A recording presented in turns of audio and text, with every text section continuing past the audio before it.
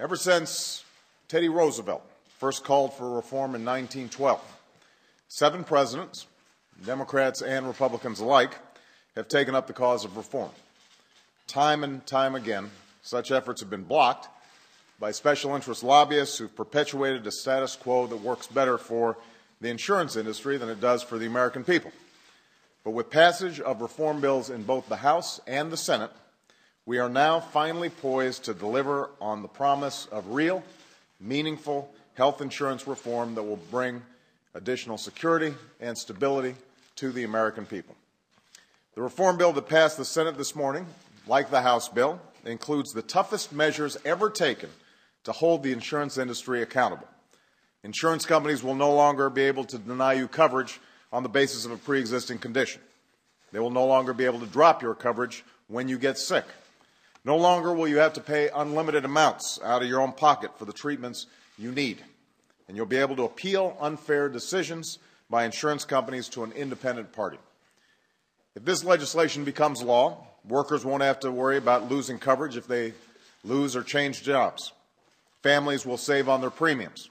Businesses that would see their costs rise if we do not act will save money now, and they will save money in the future. This bill will strengthen Medicare and extend the life of the program. It will make coverage affordable for over 30 million Americans who do not have it. 30 million Americans.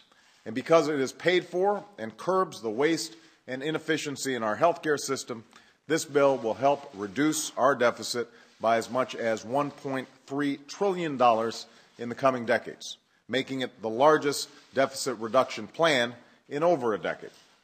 As I've said before, these are not small reforms, these are big reforms. If passed, this will be the most important piece of social legislation since the Social Security Act passed in the 1930s, and the most important reform of our health care system since Medicare passed in the 1960s. And what makes it so important is not just its cost savings or its deficit reductions. It's the impact reform will have on Americans who no longer have to go without a checkup or prescriptions that they need because they can't afford them, on families who no longer have to worry that a single illness will send them into financial ruin, and on businesses that will no longer face exorbitant insurance rates that hamper their competitiveness. It's the difference reform will make in the lives of the American people.